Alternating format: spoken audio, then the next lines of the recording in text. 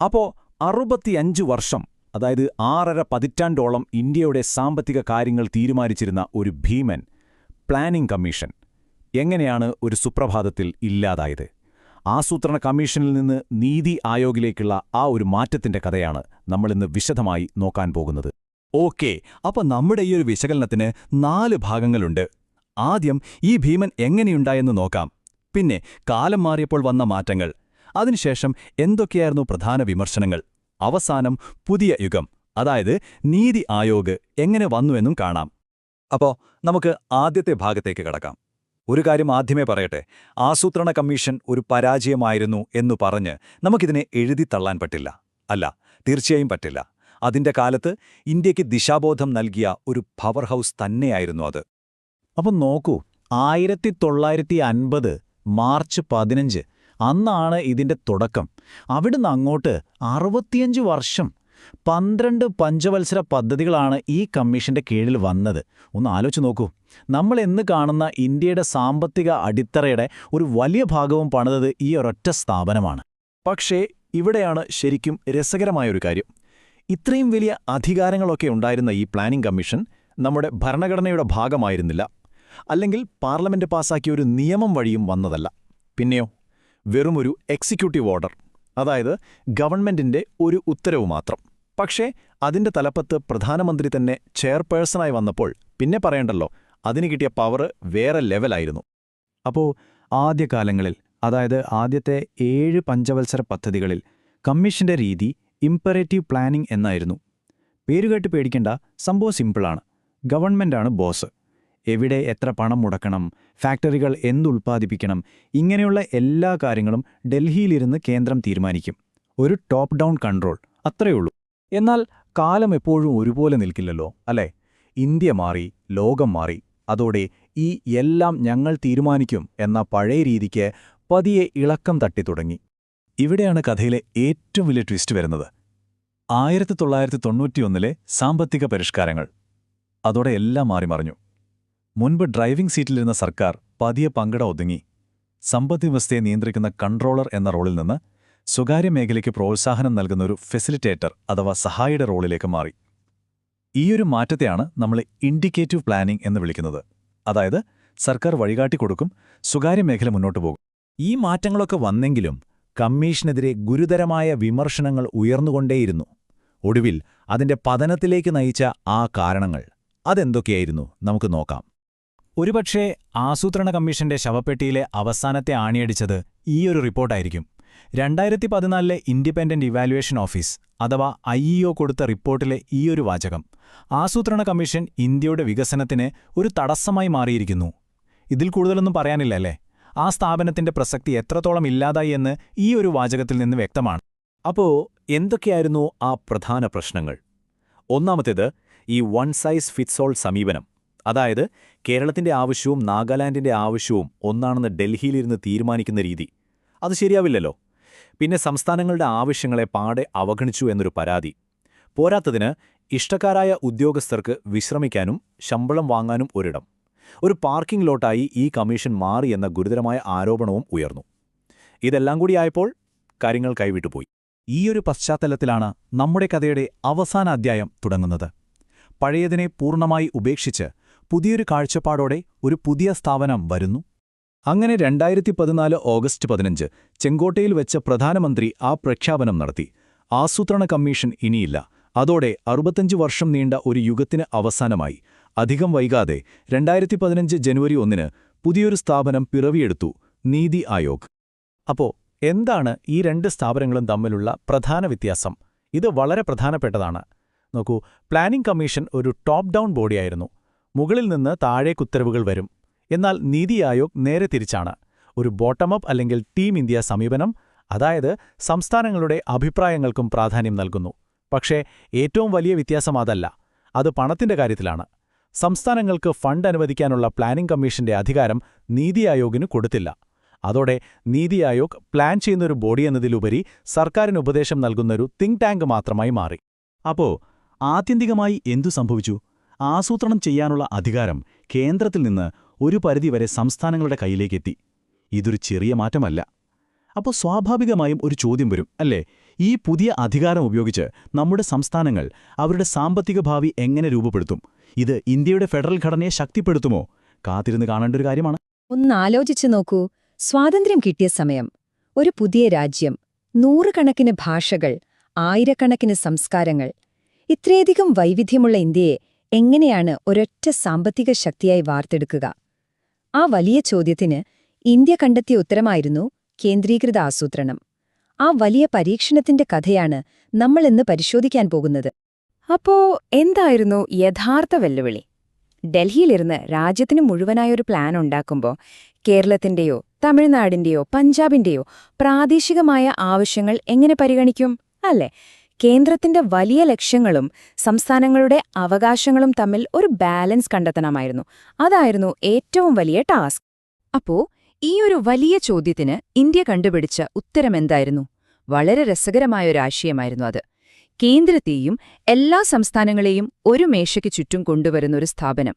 അതിനവരൊരു പേരുമിട്ടു, ദേശീയ വികസന സമിതി അഥവാ നാഷണൽ ഡെവലപ്മെന്റ് കൗൺസിൽ.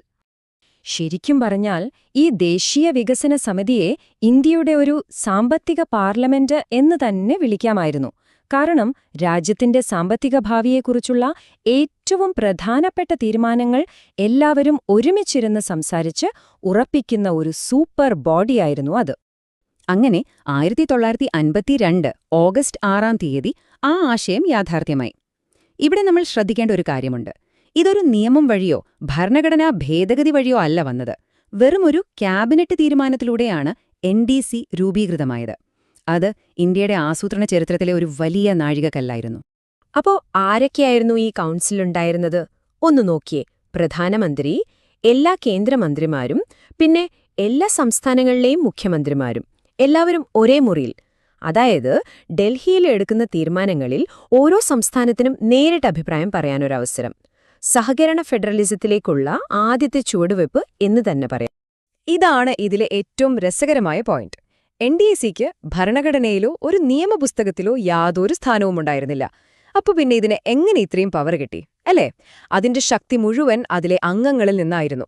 രാജ്യത്തെ പ്രധാനമന്ത്രിയും എല്ലാ മുഖ്യമന്ത്രിമാരും ഒരുമിച്ചിരുന്നെടുക്കുന്ന ഒരു തീരുമാനത്തിന് സ്വാഭാവികമായും ഒരു വിലയുണ്ടാവല്ലോ.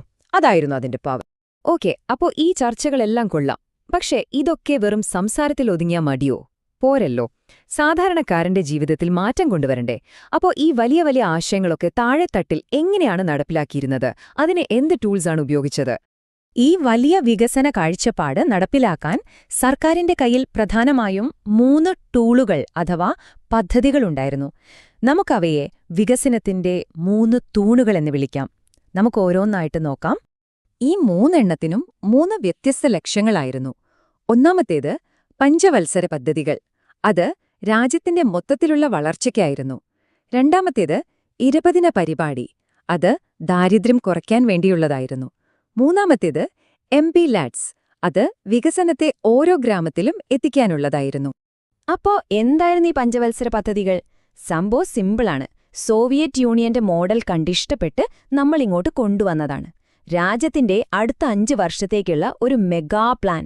എവിടെ ഫാക്ടറി വരണം, എവിടെ അണക്കെട്ട് കെട്ടണം, റോഡ് എവിടെ വേണം, എല്ലാത്തിനും ഒരു ബ്ലൂ പ്രിന്റ്. പക്ഷേ കാലം മുന്നോട്ടു പോയപ്പോ ഒരു കാര്യം മനസ്സിലായി.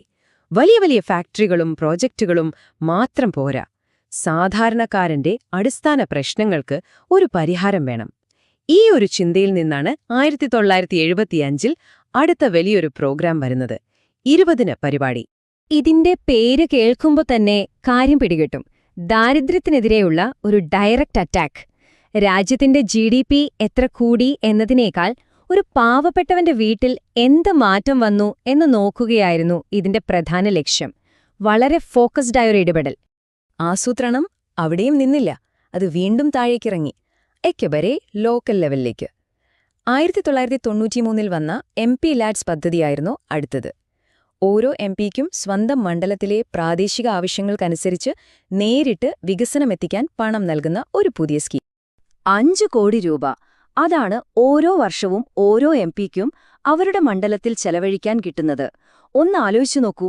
ആ പണം കൊണ്ട് സ്വന്തം നാട്ടിലെ ഒരു റോഡോ ഒരു സ്കൂൾ കെട്ടിടമോ അല്ലെങ്കിൽ ഒരു കുടിവെള്ള പദ്ധതിയോ നടപ്പിലാക്കാൻ സാധിക്കും. വികസനം അങ്ങനെ ഓരോ മണ്ഡലത്തിലേക്കും നേരിട്ട്. പക്ഷേ നമുക്കറിയാമല്ലോ, ഒന്നും എക്കാലവും ഒരുപോലെ നിൽക്കില്ല. പതിറ്റാണ്ടുകളോളം ഇന്ത്യയെ നയിച്ച ഈ കേന്ദ്രീകൃത ആസൂത്രണത്തിന്റെ കാലവും പതിയെ അവസാനിക്കുകയായിരുന്നു. അതെങ്ങനെയാണ് സംഭവിച്ചത്? എന്തായിരുന്നു ആ വലിയ മാറ്റം? ആ യുഗത്തിന്റെ അവസാനത്തിന്റെ തുടക്കം കുറിച്ചത് 2012 ഡിസംബറിലാണ്. അന്ന് ദേശീയ വികസന സമിതിയുടെ 57ാമത്തെ മീറ്റിംഗ് നടന്നു. അതുതന്നെയായിരുന്നു അവസാനത്തേതും. പഞ്ചവത്സര പദ്ധതികൾക്ക് അവസാന വാക്കു പറഞ്ഞിരുന്ന ആ ശക്തമായ സമിതി ഇതോടെ ചരിത്രത്തിന്റെ ഭാഗമായി. അപ്പോ പഴയ സിസ്റ്റത്തിന് പകരം എന്തു വന്നോ? അവിടെയാണ് നീതി ആയോഗിന്റെ എൻട്രി. ഈ മാറ്റം എന്താണെന്ന് മനസ്സിലാക്കാൻ ഈ ഒരു താരതമ്യം നോക്കിയാൽ മതി. NDCയുടെ സ്ഥാനത്ത് നീതി ആയോഗിന്റെ ഗവേണിംഗ് കൗൺസിൽ വന്നു. ഞങ്ങൾ പ്ലാൻ ചെയ്യാം, നിങ്ങൾ നടപ്പിലാക്ക് എന്ന പഴയ രീതി മാറി പകരം നമുക്ക് ഒരുമിച്ചാലോചിച്ച് നയങ്ങൾ ഉണ്ടാക്കാം എന്നൊരു പുതിയ ശൈലിയിലേക്ക് ഇന്ത്യ മാറി. അപ്പം നമ്മൾ ഈ കണ്ട മാറ്റമുണ്ടല്ലോ, അതായത് കേന്ദ്രീകൃത ആസൂത്രണത്തിൽ നിന്ന് സഹകരണത്തിലേക്ക്, അത് വെറുമൊരു പേരുമാറ്റം മാത്രമല്ല, അതൊരു കാഴ്ചപ്പാടിലുള്ള മാറ്റമാണ്. ഒരു രാജ്യമെന്ന നിലയിൽ ഇന്ത്യ സ്വയം എങ്ങനെ നോക്കിക്കാണുന്നു എന്നതിലെ വലിയൊരു പരിണാമം. ശരിക്കും പറഞ്ഞാല് ഈ പുതിയ വഴി ഇന്ത്യയെ എങ്ങോട്ടാണ് നമസ്കാരം. ഒരു രാജ്യം അതിന്റെ സാമ്പത്തിക ഭാവി എങ്ങനെയാണ് എഴുതുന്നത്? ഇതൊരു വലിയ ചോദ്യമാണ്, അല്ലേ? ഇന്ത്യയുടെ കാര്യമെടുത്താൽ ഇത് വെറും അക്കങ്ങളുടെ ഒരു കഥയല്ല, മറിച്ച് രണ്ട് വലിയ ആശയങ്ങൾ തമ്മിലുള്ള ഒരു പോരാട്ടത്തിന്റെ കഥയാണ്. എല്ലാം സർക്കാരിന്റെ കയ്യിലോ അതോ എല്ലാവർക്കും പങ്കാളിത്തമോ? ഈ ഒരു വലിയ യാത്രയെക്കുറിച്ചാണ് നമ്മളിന്ന് സംസാരിക്കാൻ പോകുന്നത്. അപ്പോൾ ഒരു രാജ്യം എങ്ങനെയാണ് അതിന്റെ സാമ്പത്തിക വിധി നിർണ്ണയിക്കുന്നത്? ഈ ചോദ്യം വളരെ പ്രധാനപ്പെട്ടതാണ്. കാരണം ഇന്ത്യയുടെ സാമ്പത്തിക ചരിത്രം നോക്കിയാൽ അതൊന്നും അവിചാരിതമായി സംഭവിച്ചതല്ല. ഓരോ പടിയിലും ബോധപൂർവം എടുത്ത തീരുമാനങ്ങളായിരുന്നു. ആ തീരുമാനങ്ങളുടെ കഥയാണ് നമ്മളിവിടെ പറയാൻ ശ്രമിക്കുന്നത്. അപ്പോൾ ഇന്ത്യയുടെ ഈ സാമ്പത്തിക യാത്രയെ മുന്നോട്ട് നയിച്ചത് പ്രധാനമായും രണ്ടാശയങ്ങളാണ്. ഇത് വെറും എക്കണോമിക്സ് അല്ല കേട്ടോ. ശരിക്കും പറഞ്ഞാൽ നിയന്ത്രണമാണോ സഹകരണമാണോ നല്ലത് എന്നതിനെക്കുറിച്ചുള്ള ഒരു വലിയ തർക്കം തന്നെയായിരുന്നു അത്. ഈ രണ്ട് ആശയങ്ങളാണ് നമ്മുടെ ഈ ചർച്ചയുടെ കാതൽ. ഒന്നാമത്തേത് ഇംപറേറ്റീവ് പ്ലാനിംഗ്. ഇവിടെ സർക്കാർ ഒരു ബോസിനെ പോലെയാണ്, ഒരു അധികാരി. എന്തുണ്ടാക്കണം, എത്ര ഉണ്ടാക്കണം എന്നൊക്കെ സർക്കാർ തീരുമാനിക്കും. മാർക്കറ്റിനൊന്നും റോളുമില്ല. ഇനി രണ്ടാമത്തേത് നോക്കൂ, ഇൻഡിക്കേറ്റീവ് പ്ലാനിംഗ്. ഇവിടെ സർക്കാർ ഒരു സഹായിയാണ്, കാര്യങ്ങൾ എളുപ്പമാക്കി കൊടുക്കുന്ന ഒരാൾ. സ്വകാര്യ മേഖലയെ പ്രോത്സാഹിപ്പിക്കും. അപ്പോൾ ഈ രണ്ട് വാക്കുകൾ ഓർത്തുവെച്ചോളൂ, അധികാരി ആർ സഹായി. ഈ അധികാരിയിൽ നിന്ന് സഹായിയിലേക്കുള്ള മാറ്റമാണ് ഇന്ത്യയുടെ കഥ. അപ്പോൾ നമുക്ക് കഥയുടെ ആദ്യ ഭാഗത്തേക്ക് കടക്കാം. ഒന്നാം അധ്യായം, സർക്കാർ എല്ലാം നിയന്ത്രിച്ചിരുന്ന ആ കാലം. അതായത് ആദ്യത്തെ 7 പഞ്ചവത്സര പദ്ധതികൾ. സ്വാതന്ത്ര്യം കിട്ടിയ സമയത്ത് ഇന്ത്യ ഒരു പുതിയ രാജ്യമാണല്ലോ. അപ്പോൾ നമ്മുടെ നേതാക്കന്മാർ തിരഞ്ഞെടുത്തത് ഈ ഇംപറേറ്റീവ് മോഡലാണ്. എല്ലാം സർക്കാരിന്റെ കയ്യിൽ. ഒരുപക്ഷേ സോവിയറ്റ് യൂണിയന്റെയൊക്കെ വിജയത്തിൽ നിന്ന് പ്രചോദനം ഉൾക്കൊണ്ടിട്ടാവാം ആദ്യത്തെ 7 പ്ലാനുകളും ഈ വഴിയിലാണ് മുന്നോട്ടു പോയത്. നോക്കൂ, 1951 മുതൽ 1990 വരെ ഏകദേശം 40 വർഷം ഇന്ത്യ ഈ ഒരു വഴിയിൽ തന്നെ ഉറച്ചുനിന്നു. ഈ ടൈംലൈനിൽ കാണുന്നതുപോലെ ഓരോ പ്ലാനിനും ഓരോ ലക്ഷ്യമുണ്ടായിരുന്നു. ആദ്യം രാജ്യത്തിനൊരു അടിത്തറയിട്ടു, പിന്നെ നേരെ വ്യവസായങ്ങളിലേക്ക് ചാടി, അവസാനം ആധുനികവൽക്കരണത്തിലേക്ക് ശ്രദ്ധിച്ചു. പക്ഷെ ഓർക്കണം, ഇതെല്ലാം നടന്നത് സർക്കാർ എന്ന ആ അധികാരിയുടെ പൂർണ്ണ കൺട്രോളിലായിരുന്നു. അപ്പോൾ ആദ്യത്തെ ചൂടുവെപ്പ് എങ്ങനെയായിരുന്നു? ഒന്നാം പദ്ധതി. ഇതിന് അടിസ്ഥാനമായത് ഹരോഡ് ഡോമർ മോഡലാണ്. ഒരു പുതിയ രാജ്യത്തിന് ആദ്യം വേണ്ടതെന്താ? ഭക്ഷണം, വെള്ളം, വൈദ്യുതി, അല്ലേ? അപ്പോൾ കൃഷി, ജലസേചനം, പവർ പ്രോജക്റ്റുകൾ, ഇതിലായിരുന്നു ആദ്യത്തെ ഫോക്കസ്. ബേസിക് കാര്യങ്ങൾ ശരിയാക്കുക, അതായിരുന്നു ലക്ഷ്യം. ഇവിടെയാണ് കഥയിലൊരു വലിയ ട്വിസ്റ്റ് വരുന്നത്. രണ്ടാം പദ്ധതി, PC മഹലനോബസ് എന്ന ആളുടെ മോഡലായിരുന്നു ഇത്. ഇവിടെ ഇന്ത്യയുടെ ഫോക്കസ് നേരെ തിരിഞ്ഞു. കൃഷിയിൽ നിന്ന് നേരെ ഹെവി ഇൻഡസ്ട്രിയിലേക്ക്. അതായത് സ്റ്റീൽ പ്ലാന്റുകൾ, വലിയ മെഷീനുകൾ, അങ്ങനെ ഒരു സോഷ്യലിസ്റ്റ് രീതിയിലുള്ള വ്യാവസായിക രാജ്യമായി ഇന്ത്യയെ മാറ്റുക എന്നതായിരുന്നു ലക്ഷ്യം. ഇതൊരു ചെറിയ മാറ്റമായിരുന്നില്ല, ഒരു വമ്പൻ ഷിഫ്റ്റ് തന്നെയായിരുന്നു. ഓരോ പ്ലാനിനും അതിൻ്റേതായ ലക്ഷ്യങ്ങളുണ്ടായിരുന്നു, ശരിയാണ്. പക്ഷേ 5ാം പദ്ധതിയുടെ മുദ്രാവാക്യം അത് രാജ്യത്തെ മുഴുവൻ പിടിച്ചുകുലുക്കിയെന്ന് തന്നെ പറയാം. ആ മുദ്രാവാക്യം ഇതായിരുന്നു, ഗരീബി ഹട്ടാവോ, അതായത് ദാരിദ്ര്യം തുടച്ചു നീക്കുക. ഇതൊരു സാധാരണ പോളിസി സ്റ്റേറ്റ്മെന്റ് ആയിരുന്നില്ല. ദാരിദ്ര്യത്തിനെതിരെയുള്ള ഒരു യുദ്ധപ്രഖ്യാപനം തന്നെയായിരുന്നു അത്. ഈ ഒരൊറ്റ വാചകം പിന്നീട് എത്രയോ കാലം ഇന്ത്യയുടെ രാഷ്ട്രീയത്തെയും സാമ്പത്തിക ചിന്തകളെയും സ്വാധീനിച്ചു. അങ്ങനെയിരിക്കെ കഥയുടെ ഇന്റർവലായി ഏറ്റവും വലിയ ടേണിംഗ് പോയിന്റ്, പതിറ്റാണ്ടുകളായി പിടിച്ചുനിന്ന ആ സാമ്പത്തിക നയങ്ങളെല്ലാം ഇന്ത്യ മാറ്റിവെച്ച ആ നിമിഷം ഒരു പുതിയ തുടക്കമായിരുന്നു അത്. ഒരു പുതിയ ബ്ലൂ പ്രിന്റ് തയ്യാറാക്കപ്പെട്ടു. വർഷം 1991. ഇന്ത്യൻ എക്കണോമിക് ഹിസ്റ്ററിയിലെ ഏറ്റവും പ്രധാനപ്പെട്ട വർഷം. എന്താ സംഭവിച്ചത്? രാജ്യം സാമ്പത്തികമായി തകർച്ചയുടെ വക്കിലെത്തി. കയ്യിൽ വിദേശ നാണയം തീരെയില്ലാതായി. ആ ഒരു സാഹചര്യത്തിൽ പതിറ്റാണ്ടുകളായി പിന്തുടർന്ന നയങ്ങളെല്ലാം ഉപേക്ഷിക്കുകയല്ലാതെ ഇന്ത്യക്ക് വരെ വഴിയില്ലായിരുന്നു. നമ്മുടെ കഥയുടെ ഒന്നാം ഭാഗത്തിന്റെ ക്ലൈമാക്സ് എന്ന് വേണമെങ്കിൽ ഇതിനെ പറയാം. ഇതായിരുന്നു ആ വലിയ മാറ്റത്തിന്റെ ഏറ്റവും പ്രധാനപ്പെട്ട കാര്യം. സർക്കാർ ഇനിയൊരു അധികാരിയല്ല, എല്ലാം കൺട്രോൾ ചെയ്യുന്ന ഒരാളല്ല. പകരം ഒരു സഹായിയുടെ റോളിലേക്ക് മാറി. അതായത് ബിസിനസ് ചെയ്യാനും വളരാനും മറ്റുള്ളവരെ സഹായിക്കുന്നവരാൾ. നമ്മൾ ആദ്യം പറഞ്ഞ ആ 2 വാക്കുകൾ ഓർമ്മയിലെ ആ മാറ്റം, അത് യാഥാർത്ഥ്യമായത് ഇവിടെയാണ്. അങ്ങനെ നമ്മുടെ കഥയുടെ രണ്ടാം ഭാഗം തുടങ്ങുകയാണ്. ഒരു പുതിയ പാർട്ട്ണർഷിപ്പിന്റെ കാലം. ഇവിടെ സർക്കാർ സ്വകാര്യ മേഖലയ്ക്ക് ഒരു വഴികാട്ടിയാണ്. ഇൻഡിക്കേറ്റീവ് പ്ലാനിങ്ങിന്റെ കാലഘട്ടം ഇവിടെ തുടങ്ങുന്നു. 1991 ആ വലിയ മാറ്റത്തിനു ശേഷം, അതായത് 8ാം പ്ലാൻ മുതൽ ഇന്ത്യയുടെ പ്രയോറിറ്റികൾ മൊത്തത്തിൽ മാറി. വലിയ ഫാക്ടറികൾ ഉണ്ടാക്കുന്നതിന് പകരം ഫോക്കസ് ജനങ്ങളിലേക്കായി. ഹ്യൂമൻ ഡെവലപ്മെന്റ്, എല്ലാവർക്കും വിദ്യാഭ്യാസം, പിന്നെ ബിസിനസ് വളരാൻ വേണ്ട നല്ല റോഡുകൾ, പോർട്ടുകൾ, അങ്ങനെയുള്ള അടിസ്ഥാന സൗകര്യങ്ങൾ ഒരുക്കുന്നതിലായി പുതിയ ശ്രദ്ധ. പിന്നെ 2000ന്റെ തുടക്കത്തില് 10ാം പദ്ധതി വന്നപ്പോൾ വീണ്ടും ഒരു പ്രധാനപ്പെട്ട മാറ്റം വന്നു. നമ്മുടെ സമ്പദ്വ്യവസ്ഥയെ മുന്നോട്ട് നയിക്കാൻ ഒരു പുതിയ എഞ്ചിൻ വേണമെന്ന് അവർ തീരുമാനിച്ചു. അത് മറ്റൊന്നുമായിരുന്നില്ല, കൃഷിയായിരുന്നു. 10ാം പദ്ധതി കൃഷിയെ നമ്മുടെ എക്കണോമിയുടെ പ്രൈം മൂവിംഗ് ഫോഴ്സായി പ്രഖ്യാപിച്ചു. ഒന്ന് ആലോചിച്ചു നോക്കൂ. പതിറ്റാണ്ടുകളോളം ഇൻഡസ്ട്രിക്ക് പ്രാധാന്യം കൊടുത്തതിനു ശേഷം രാജ്യത്തിന്റെ നട്ടെല്ലായ കൃഷിയിലേക്ക് ശ്രദ്ധ തിരികെ കൊണ്ടുവരുന്നത് എത്ര വലിയൊരു മാറ്റമായിരുന്നു. ഇനി അവസാനത്തെ 2 പ്ലാനുകൾ നോക്കാം. അവിടെ വളരെ ചെറിയ പക്ഷേ പ്രധാനപ്പെട്ട ഒരു വ്യത്യാസമുണ്ട്. 11ാം പ്ലാൻ പറഞ്ഞത് വേഗത്തിലുള്ളതും കൂടുതൽ ഇൻക്ലൂസീവുമായ വളർച്ച വേണമെന്നാണ്. എന്നാൽ 12ാം പ്ലാൻ വന്നപ്പോൾ അതിൽ ഒരു വാക്കുകൂടി ചേർത്തു: സസ്റ്റെയിനബിൾ, അതായത് സുസ്ഥിരമായ വളർച്ച. ഇതിനർത്ഥമെന്താണ്? സാമ്പത്തിക വളർച്ച മാത്രം പോരാ, അത് പ്രകൃതിയെ നശിപ്പിച്ചുകൊണ്ടാവരുത് എന്നൊരു ചിന്ത നമ്മുടെ നയങ്ങളിലും വന്നു തുടങ്ങി. ഇതൊരു വലിയ മാറ്റത്തിന്റെ സൂചനയായിരുന്നു. അങ്ങനെ പഞ്ചവത്സര പദ്ധതികൾ എന്ന ആ വലിയ ചരിത്രയാത്ര ഇവിടെ അവസാനിക്കുകയാണ്. ആ പഴയ സോവിയറ്റ് മോഡൽ പ്ലാനിങ്ങിനു പകരം പുതിയ കാലത്തിന് ചേർന്ന് ഒരു പുതിയ സ്ഥാപനം വന്നു. അതാണ് നീതി ആയോഗ്. 2015 ജനുവരി 1 പ്ലാനിംഗ് കമ്മീഷൻ നിർത്തലാക്കി. പകരം നീതി ആയോഗ് വന്നു. ഇതോടുകൂടി 5 ഇയർ പ്ലാനുകളുടെ ആ കാലഘട്ടം ഔദ്യോഗികമായി അവസാനിച്ചു. നമ്മൾ ആദ്യം പറഞ്ഞ ആ അധികാരിയിൽ നിന്ന് സഹായിയിലേക്കുള്ള മാറ്റം ഇവിടെ പൂർത്തിയായി എന്ന് തന്നെ പറയാം. അപ്പോ അധികാരിയിൽ നിന്ന് സഹായിയിലേക്കുള്ള ഇന്ത്യയുടെ ആ വലിയ യാത്ര ഒരു ഘട്ടം കഴിഞ്ഞിരിക്കുന്നു. പക്ഷെ കഥ ഇവിടെ തീരുന്നില്ല, അല്ലേ? ഈ ഗ്ലോബലൈസേഷന്റെയും ഡിജിറ്റൽ ലോകത്തിന്റെയും പുതിയ വെല്ലുവിളികൾക്ക് മുന്നിൽ ഇന്ത്യയുടെ അടുത്ത വലിയ സാമ്പത്തിക ബ്ലൂപ്രിന്റ് എന്തായിരിക്കും? ഈ യാത്ര ഇനി എങ്ങോട്ടാണ് പോകുന്നത്? അത് കാത്തിരുന്ന് തന്നെ കാണണം. എല്ലാവർക്കും നമസ്കാരം. ഇന്ത്യയുടെ വികസന നയങ്ങൾ പതിറ്റാണ്ടുകളോളം നിയന്ത്രിച്ചിരുന്ന ഒരു സംവിധാനം, അതായത് പ്ലാനിംഗ് കമ്മീഷൻ, പെട്ടെന്നൊരു ദിവസം ഇല്ലാതായി. പകരം വന്നു നീതി ആയോഗ്. ഇതൊരു വെറും പേരുമാറ്റം മാത്രമായിരുന്നോ? അല്ല. അത് ഇന്ത്യയുടെ ഭരണതലത്തിൽ നടന്ന ഒരു വലിയ വിപ്ലവം തന്നെയായിരുന്നു. അപ്പോൾ എന്താണ് ആ മാറ്റം? നമുക്കതിന്റെ ഉള്ളിലേക്കൊന്ന് പോയി നോക്കാം. ഈ മാറ്റത്തിന്റെ ഏറ്റവും പ്രധാനപ്പെട്ട വ്യത്യാസം എന്താണെന്ന് ഒറ്റനോട്ടത്തിൽ നമുക്കിവിടെ കാണാം. പണ്ട് പ്ലാനിംഗ് കമ്മീഷൻ ഉണ്ടായിരുന്നപ്പോൾ ഡൽഹിയിലിരുന്ന് തീരുമാനങ്ങളെടുക്കും. അത് എല്ലാ സംസ്ഥാനങ്ങളും ഒരുപോലെ നടപ്പാക്കണം. അതിനെയാണ് നമ്മൾ ടോപ്പ് ഡൗൺ എന്ന് പറയുന്നത്. പക്ഷേ നീതി ആയോഗ് വന്നപ്പോൾ കളി മൊത്തം മാറി. ഇപ്പോൾ താഴെത്തട്ടിൽ നിന്ന്, അതായത് ഗ്രാമങ്ങളിൽ നിന്നും സംസ്ഥാനങ്ങളിൽ നിന്നും അഭിപ്രായങ്ങൾ കേട്ട് അതിനനുസരിച്ച് ദേശീയ തലത്തിൽ പ്ലാനുകൾ ഉണ്ടാക്കുന്നു. ഇതിനെയാണ് ബോട്ടം അപ്പ് അപ്രോച്ച് എന്ന് പറയുന്നത്. സിമ്പിളായി പറഞ്ഞാൽ മുകളിൽ നിന്ന് അടിച്ചേൽപ്പിക്കുന്നതിന് പകരം താഴെ നിന്ന് വളർന്നു വരുന്ന ഒരു രീതി. അപ്പോൾ നമുക്ക് കുറച്ചൊന്ന് പുറകോട്ട് പോകാം. ഈ പഴയ സിസ്റ്റം, അതായത് പ്ലാനിംഗ് കമ്മീഷൻ, എങ്ങനെയായിരുന്നു പ്രവർത്തിച്ചിരുന്നത്? 1950ലാണ് ഇത് തുടങ്ങിയത്. സംഭവം വളരെ സിമ്പിളായിരുന്നു. കേന്ദ്ര സർക്കാർ രാജ്യത്തിന് വേണ്ടിയുള്ള വലിയ പ്ലാനുകളൊക്കെ ഉണ്ടാക്കും, എന്നിട്ടത് സംസ്ഥാനങ്ങൾക്ക് കൊടുക്കും. അവരത് നടപ്പിലാക്കണം, അത്രയുള്ളൂ.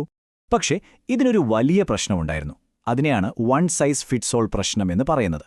ഒന്നാലോചിച്ച് നോക്കൂ, കേരളത്തിന്റെ ആവശ്യമാണോ തമിഴ്നാടിന്? അല്ല. അല്ലെങ്കിൽ ഉത്തർപ്രദേശിന് വേണ്ട പ്ലാൻ അരുണാചൽ പ്രദേശിൽ നടപ്പാക്കാൻ പറ്റുമോ? ഒരിക്കലുമില്ല. പക്ഷെ പ്ലാനിംഗ് കമ്മീഷൻ ചെയ്തിരുന്നത് അതായിരുന്നു.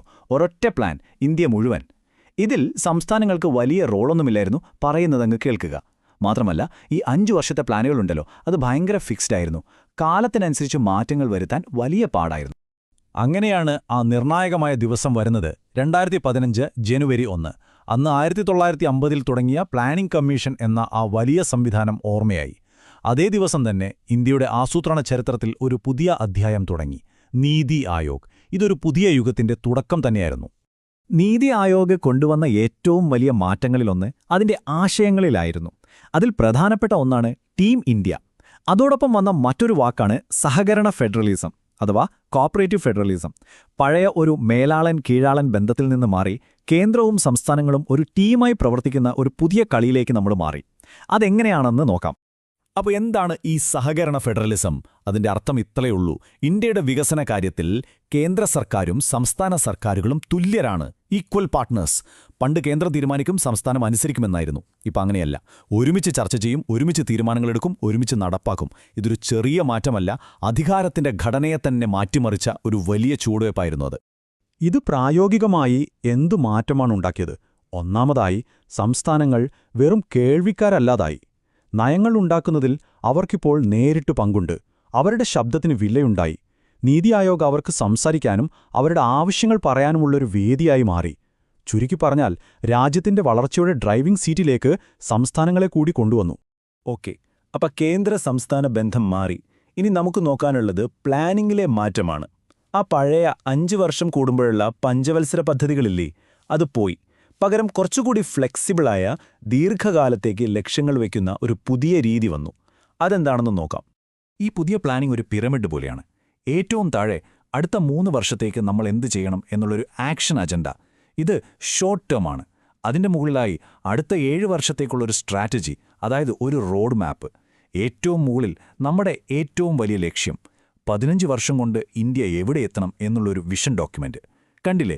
Short term, mid term, long term എന്നിങ്ങനെ വളരെ കൃത്യമായി തിരിച്ചിരിക്കുന്നു. ഈ 15 വർഷത്തെ വലിയ കാഴ്ചപ്പാടുണ്ടല്ലോ, അതിന്റെ ലക്ഷ്യം വെറും സാമ്പത്തിക വളർച്ച മാത്രമല്ല. ലോകം മുഴുവൻ അംഗീകരിച്ചിട്ടുള്ള സുസ്ഥിര വികസന ലക്ഷ്യങ്ങൾ, അതായത് സസ്റ്റൈനബിൾ ഡെവലപ്മെന്റ് ഗോൾസ് അഥവാ SDGs, അതുമായി നമ്മുടെ രാജ്യത്തിന്റെ വളർച്ചയെ ബന്ധിപ്പിക്കുകയാണ്. അതോടൊപ്പം നമ്മുടെ രാജ്യസുരക്ഷയുമായി ബന്ധപ്പെട്ട കാര്യങ്ങൾക്കും വലിയ പ്രാധാന്യം കൊടുക്കുന്നുണ്ട്. ശരിക്കും പറഞ്ഞാൽ ഇതൊരു സമഗ്രമായ പുരോഗതിയുടെ ബ്ലൂ പ്രിന്റാണ്. ഇതുവരെ നമ്മൾ പറഞ്ഞതൊക്കെ വലിയ മാറ്റങ്ങൾ തന്നെയാണ്. പക്ഷേ ഇനി പറയാൻ പോകുന്നത് ഒരുപക്ഷെ ഇതിലെ ഏറ്റവും പ്രധാനപ്പെട്ട, ഏറ്റവും അടിസ്ഥാനപരമായ മാറ്റമാണ്. അത് പണവുമായി ബന്ധപ്പെട്ടതാണ്. നീതി ആയോഗിന്റെ റോളിലുള്ള ഒരു വലിയ ട്വിസ്റ്റ്. ഇതാണ് ആ മാറ്റം. ശ്രദ്ധിച്ച് കേൾക്കണം. നീതി ആയോഗിന് ഫണ്ട് അനുവദിക്കാൻ അധികാരമില്ല, 1 രൂപ പോലും. ഇതാണ് പ്ലാനിംഗ് കമ്മീഷനും നീതി ആയോഗവും തമ്മിലുള്ള ഏറ്റവും വലിയ വ്യത്യാസം. സംസ്ഥാനങ്ങൾക്കോ മന്ത്രാലയങ്ങൾക്കോ പണം കൊടുക്കാനുള്ള അധികാരം നീതി ആയോഗിനില്ല. അപ്പോൾ ഈ മാറ്റം എന്താണ് അർത്ഥമാക്കുന്നത്? പ്ലാനിംഗ് കമ്മീഷൻ ഒരു ഫണ്ട് അലോക്കേറ്ററായിരുന്നു.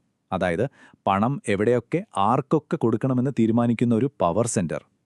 എന്നാൽ നീതി ആയോഗോ അതൊരു സ്ട്രാറ്റജിക് തിങ്ക് ടാങ്കാണ്. അതായത് ബുദ്ധി കൊണ്ടും ആശയങ്ങൾ കൊണ്ടും ഉപദേശം നൽകുന്ന ഒരു സ്ഥാപനം. അപ്പോൾ സ്വാഭാവികമായും ഒരു ചോദ്യം വരും: പണം ആര് കൊടുക്കും? ഉത്തരം സിമ്പിളാണ്. ആ അധികാരം ഇപ്പോൾ പൂർണ്ണമായും ധനമന്ത്രാലയത്തിന്റെ, അതായത് ഫൈനാൻസ് മിനിസ്ട്രിയുടെ കയ്യിലാണ്. ഈ ഒരു മാറ്റം കാരണം ശ്രദ്ധ മുഴുവൻ പണം കൊടുക്കുന്നതിൽ നിന്ന് മാറി നല്ല ആശയങ്ങളും വഴികളും കാണിച്ചു കൊടുക്കുന്നതിലേക്ക് വന്നു. ഇതിന്റെ ഭാഗമായിട്ടാണ് മറ്റൊരു പ്രധാനപ്പെട്ട കാര്യം സംഭവിച്ചത്. പണ്ട് എല്ലാ കാര്യങ്ങളിലും കുറേശ്ശെ അറിവുള്ള ജനറലിസ്റ്റ് ഉദ്യോഗസ്ഥരായിരുന്നു നയരൂപീകരണത്തിൽ മുന്നിൽ. പക്ഷെ ഇപ്പോൾ അങ്ങനെയല്ല.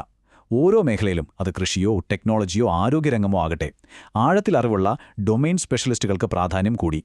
കാരണം ഇന്നത്തെ സങ്കീർണമായ പ്രശ്നങ്ങൾക്ക് വേണ്ടത് അത്തരം വൈദഗ്ധ്യമാണ്. അപ്പോൾ നമ്മൾ ഇത്രയും നേരം പറഞ്ഞ കാര്യങ്ങൾ നമുക്കൊന്ന് പെട്ടെന്ന് നോക്കാം. പ്ലാനിംഗ് കമ്മീഷൻ ടോപ്പ് ഡൗൺ ആയിരുന്നെങ്കിൽ നീതി ആയോഗ് ബോട്ടം അപ്പാണ്. സംസ്ഥാനങ്ങളുടെ പങ്ക് വെറും നടപ്പിലാക്കുന്നതിൽ നിന്നും തുല്യ പങ്കാളിത്തത്തിലേക്ക് മാറി. സാമ്പത്തിക അധികാരം, അതായത് ഫണ്ട് കൊടുക്കാനുള്ള കഴിവ് പ്ലാനിംഗ് കമ്മീഷൻ ഉണ്ടായിരുന്നു. എന്നാൽ നീതി ആയോഗിനില്ല. അതൊരു ഉപദേശക സമിതി മാത്രം. പഴയ 5 വർഷത്തെ പ്ലാനുകൾക്ക് പകരം 15, 7, 3 വർഷങ്ങളായുള്ള പുതിയൊരു ചട്ടക്കൂട് വന്നു. ഇതാണ് ആകെ മൊത്തം ഈ മാറ്റത്തിന്റെ ഒരു ചിത്രം. അപ്പോൾ അവസാനത്തെ ചോദ്യം ഇതാണ്: സംസ്ഥാനങ്ങളെ തുല്യ പങ്കാളികളാക്കി ദീർഘകാല ലക്ഷ്യങ്ങളിൽ ശ്രദ്ധവെച്ച് പണത്തിന്റെ അധികാരമില്ലാതെ ഒരു ഉപദേശക സമിതിയായി പ്രവർത്തിക്കുന്ന ഈ പുതിയ മോഡൽ, അതായത് സഹകരണ ഫെഡറലിസം, ഇന്ത്യയെ ശരിക്കും മുന്നോട്ട് നയിക്കുമോ? 2032 ഇന്ത്യ എന്ന ആ വലിയ സ്വപ്നം യാഥാർത്ഥ്യമാക്കാൻ ഈ പുതിയ വഴിക്ക് സാധിക്കുമോ? ഇത് നമ്മൾ കാത്തിരുന്ന് കാണേണ്ട ഒരു കാര്യമാണ്.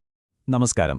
ഒരു രാജ്യത്തിന്റെ സമ്പദ്വ്യവസ്ഥയെക്കുറിച്ചറിയാൻ വലിയ വലിയ കണക്കുകളും റിപ്പോർട്ടുകളും മാത്രം മതിയോ? ചിലപ്പോൾ നമ്മുടെ മുന്നിലിരിക്കുന്നൊരു പ്ലേറ്റ് ചോറിന് നമ്മളോട് ചില കാര്യങ്ങൾ പറയാനുണ്ടാകും. ഇന്ന് നമ്മൾ സംസാരിക്കാൻ പോകുന്നതും അതിനെക്കുറിച്ചാണ്.